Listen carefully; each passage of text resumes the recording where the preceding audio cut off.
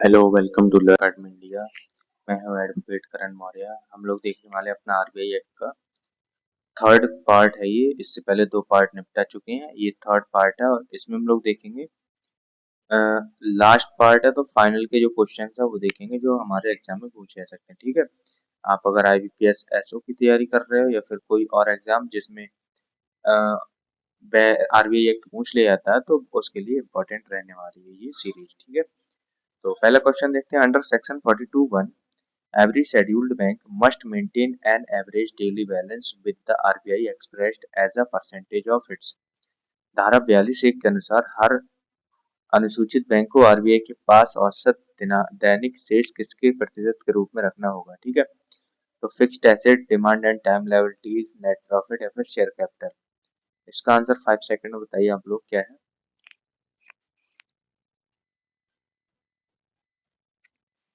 तो इसका आंसर है हमारा डिमांड एंड टाइम लायबिलिटीज। ठीक है, एनडीटीएल जिसको बोलते हैं, एनडीटीएल भी इसमें आ जाता है। नेक्स्ट क्वेश्चन हमारा, a bank required to maintain CRR under section 42 must be listed in which schedule of the act. धारा 42 के तहत सीआरआर बनाए रखने वाले बैंक अधिनियम की किस अनुसूची में सूचीबद्ध होना चाहिए। इंपॉर्टेंट क्वेश्चन है, स्टार मार्क कर लो, रिपीट हो जाता है। ऐसा का ऐसा ही क्वेश्चन आपको मिल जाएगा लिखा हुआ, एक नंबर पक्का हो जाएगा। ठीक है, तो पहली अनुसूची first schedule, second schedule, fourth schedule या फिर फिफ्थ शेड्यूल। आंसर बताओ इसका क्या है 5 सेकंड में।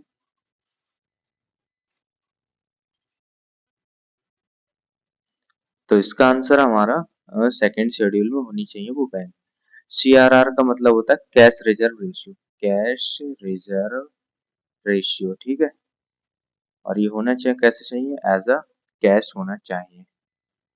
नेक्स्ट क्वेश्चन हमारा, under section 42(3), if a scheduled bank fails to maintain CRR on the first day of default, the penal rate interest rate कितना होगा। ठीक है, धारा 42 के अनुसार पहले दिन डिफॉल्ट पर दंड ब्याज दर कितनी होती है। तो कितनी होती है, वो 1% होती है या फिर 3% पर एनम, 5% पर एनम या फिर 10% पर एनम। इंपॉर्टेंट पॉइंट है, इंपॉर्टेंट क्वेश्चन है, एज इट इज मिल जाएगा। तो इसका 5 सेकंड में आंसर दो आप लोग क्या है।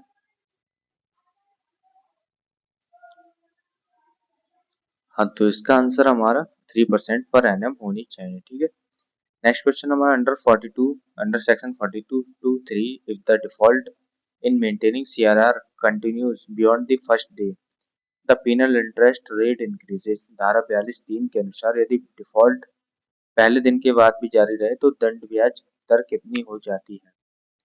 3% रहेगी, 4%, 5% या फिर 8%। क्वेश्चन का आंसर बताइए 5 सेकंड में।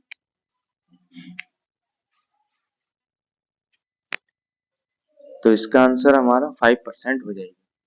नेक्स्ट क्वेश्चन हमारा, since the fortnight beginning 31 March 2007, interest payable by RBI और CRR balances maintained by scheduled banks is. 31 मार्च 2007 से शुरू हुए पखवाड़े से आरबीआई द्वारा सीआरआर शेष पर दिया जाने वाला ब्याज कितना है। 6% per annum, 3% per annum, no interest या फिर बैंक रेट -2%। इंपॉर्टेंट क्वेश्चन है, इसका आंसर दीजिए 5 सेकंड में।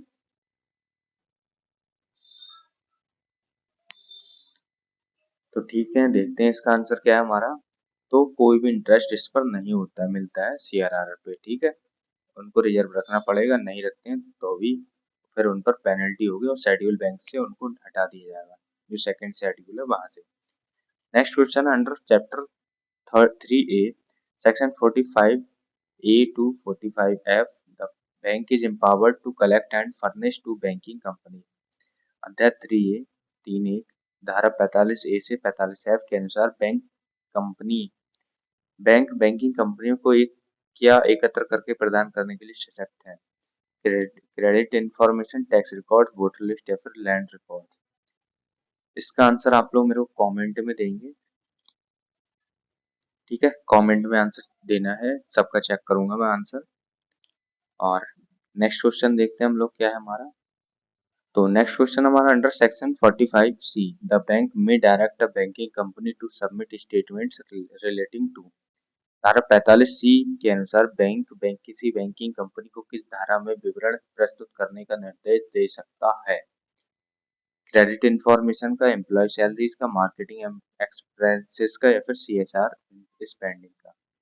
आंसर दीजिए इसका 5 सेकंड में आप लोग।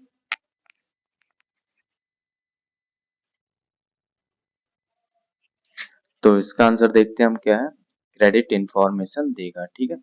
नेक्स्ट क्वेश्चन हमारा under section 45D, the bank furnishes credit information about a person to an employee banking company but does not disclose। धारा 45D के अनुसार बैंक शाखा सूचना देता है परंतु क्या प्रकट नहीं करता? The amount of loan, the names of banking companies which submitted the information, the date of the loan, या फिर द इंटरेस्ट रेट। क्या आंसर है इसका बताइए 5 सेकंड में आप लोग।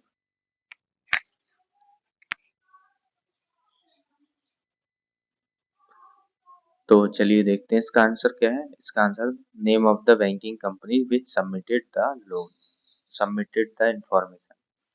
नेक्स्ट क्वेश्चन हमारा provisions relating to non banking financial companies are contained in which chapter of the RBI act. गैर बैंकिंग वित्तीय कंपनियों से संबंधित प्रावधान आरबीआई एक्ट के किस अध्याय में है? Chapter 2, chapter 3A, chapter 3B, या फिर चैप्टर 4 में? किसमें ये बताइए आप लोग 5 सेकंड में।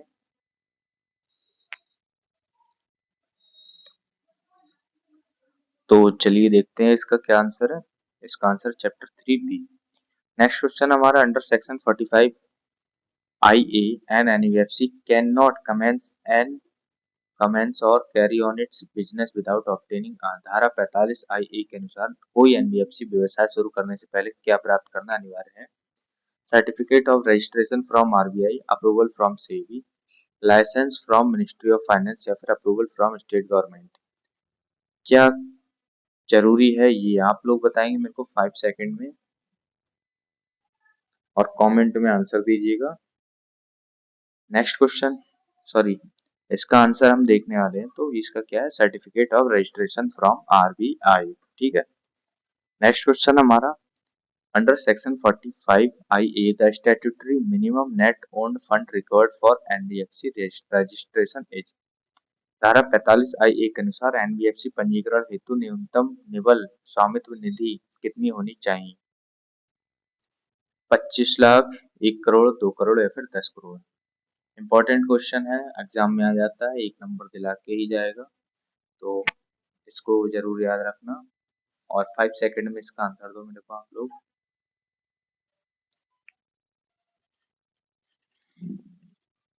तो चलो देखते हैं इसका आंसर, 2 करोड़ रुपए होना चाहिए, ठीक है। नेक्स्ट क्वेश्चन हमारा under section 45J, the bank में रेगुलेट और prohibit the issue of a prospectus और एडवर्टाइजमेंट सॉलिसिटिंग। धारा 45J के अनुसार बैंक किस चीज की मांग करने वाले विज्ञापन या प्रोस्पेक्टस को विनियमित प्रतिबंधित कर सकता है? Deposit of money, employment application, real estate sales, या फिर शेयर बायबैक। क्या है इसका आंसर 5 सेकंड में बताइए।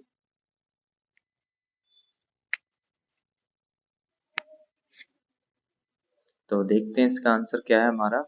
तो ये है डिपॉजिट्स ऑफ मनी। बैंक ये नहीं कह सकते अपने एडवर्टाइजमेंट वगैरह में कि डिपॉजिट करिए मनी। नेक्स्ट क्वेश्चन हमारा under section 45JA, the bank has the power to determine policy and. धारा 45JA के अनुसार बैंक को नीति तय करने के साथ और क्या शक्ति प्राप्त है? Issue directions, impose taxes, conduct elections, या फिर अपॉइंट जजेस। क्वेश्चन का आंसर बताइए फटाफट से, 5 सेकंड आपके पास है।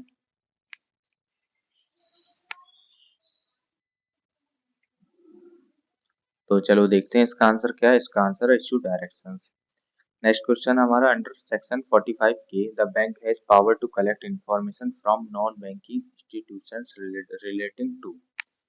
धारा 45K के अनुसार बैंक गैर बैंकिंग संस्थाओं से किस संबंध में सूचना एकत्र कर सकते हैं? स्टार मार्क कर लीजिएगा इस वाले क्वेश्चन पर, एज इट इज क्वेश्चन मिल जाएगा क्योंकि कई बार रिपीट हो चुका है ये वाला क्वेश्चन, ठीक है। तो क्या नहीं कर, क्या ले सकते हैं information? Their deposits, their employee को अकाउंट, देयर एडवर्टाइजमेंट बजट, या फिर देयर ऑफिस लोकेशंस। इसका आंसर बताइए 5 सेकंड में।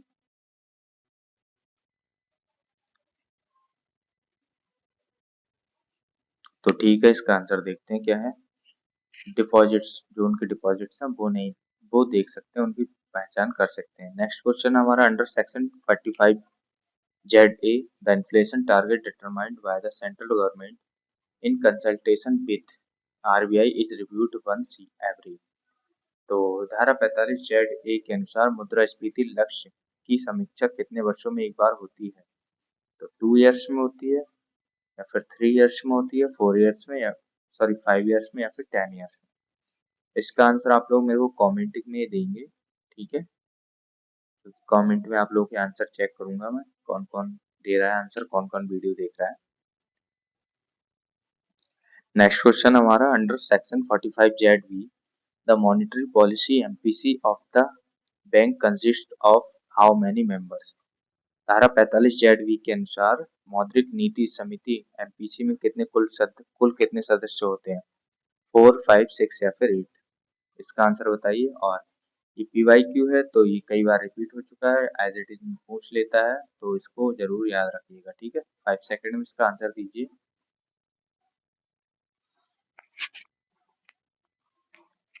तो देखते हैं इसका आंसर क्या है हमारा। इसका आंसर है 6 लोग होने चाहिए, ठीक है, जिसमें एक RBI के जो गवर्नर होते हैं वो भी होने चाहिए। नेक्स्ट क्वेश्चन हमारा under section 45 ZB, the composition of 6 member MPC is. धारा 45 ZB के अनुसार 6 सदस्यीय MPC की संरचना क्या है? तो 3 from RBI, governor, deputy governor, 1 nominated by central government and 3 appointed by central government, all 6 nominated by state government, 6 appointed by the Supreme Court, या फिर all 6 elected by parliament। इसका आंसर बताइए 5 सेकंड में।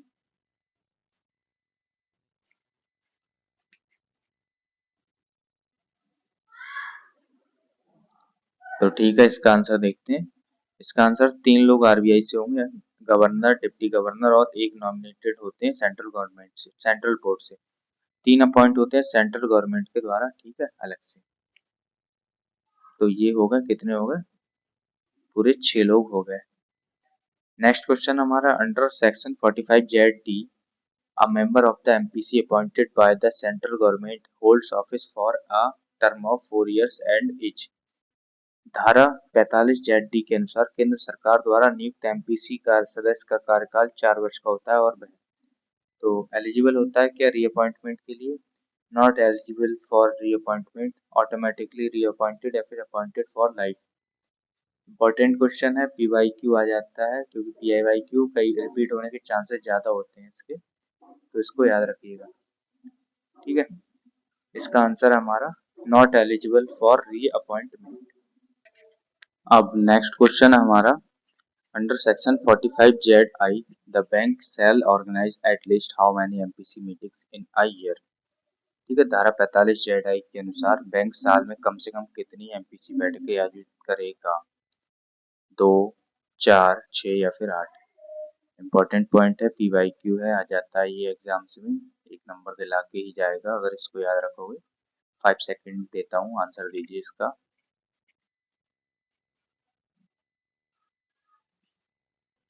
तो देखते हैं अपना आंसर इसका क्या है। तो इसमें 4 मीटिंग्स होनी चाहिए। नेक्स्ट क्वेश्चन हमारा under section 45 ZI, the minimum number of MPC members required to be present for a valid meeting is.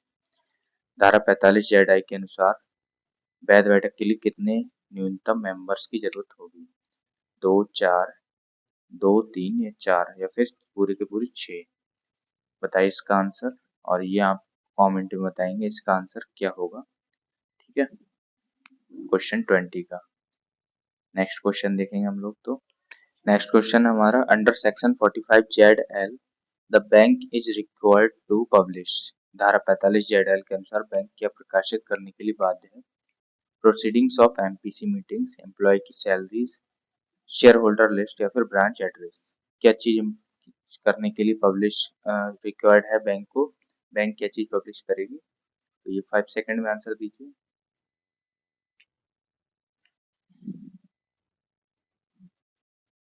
तो इसका आंसर हमारा प्रोसीडिंग्स ऑफ MPC, ठीक है, मॉनेटरी पॉलिसी कमेटी की।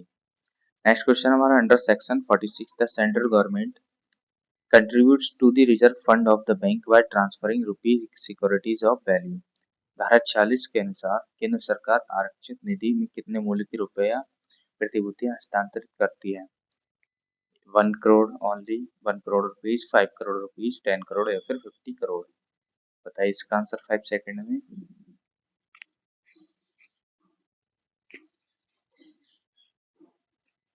तो इसका आंसर हमारा 5 करोड़ रुपीज। ठीक है। नेक्स्ट क्वेश्चन हमारा under section 49 the standard rate at which the bank is prepared to buy or rediscount eligible bills of exchange is publicly announced and is known as. धारा 49 के अनुसार bank द्वारा बली छूट खरीद की मानक दर सार्वजनिक की जाती है, इसे क्या कहते हैं? Bank rate, repo rate, base rate या फिर एमसीएलआर? इसका आंसर बताइए 5 सेकंड में।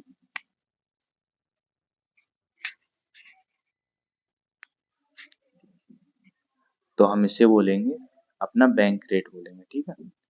नेक्स्ट क्वेश्चन हमारा under section 58 empowers regulation to be made with the previous sanction of the central government where required by। धारा 52 के अनुसार आवश्यकता अनुसार केंद्र सरकार की पूर्व स्वीकृति से नियम बनाने की शक्ति किसके पास है? Central board, any local board, supreme court या फिर एनी शेड्यूल्ड बैंक? आंसर दीजिए इसका 5 सेकंड में।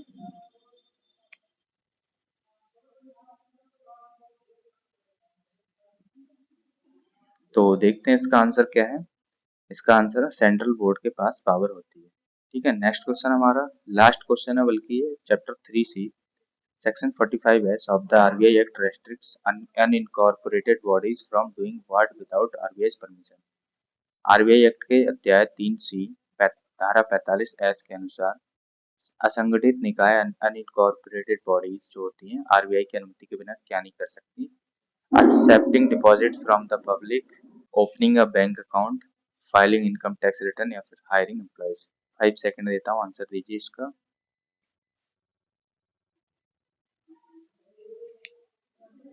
तो चलो देखते हैं इसका आंसर क्या है। Accepting deposit from the public. ठीक है। अब एक अनाउंसमेंट है, वो सुन के जाइएगा।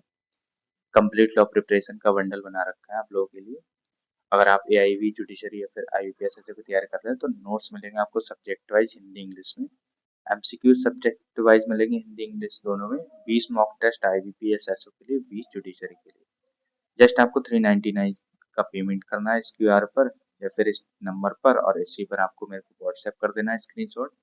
1 से 2 घंटे में आपको पूरा का पूरा सेट मिल जाएगा। ठीक है। और वीडियो कैसी लगी बताना आप कमेंट में, और कमेंट में मेरे को क्वेश्चंस के आंसर भी चाहिए जो आपसे मैंने पूछे हैं। बाकी ये हमारा आरबीआई एक्ट का कंप्लीट हो गया। अब हम नेक्स्ट कोई दूसरा एक्ट देखेंगे, बैंकिंग रेगुलेशन एक्ट देखेंगे, उसको निपटाएंगे। ठीक है। तो चलते हैं, मिलते हैं बाद में किसी और वीडियो में। तब तक के लिए जय हिंद।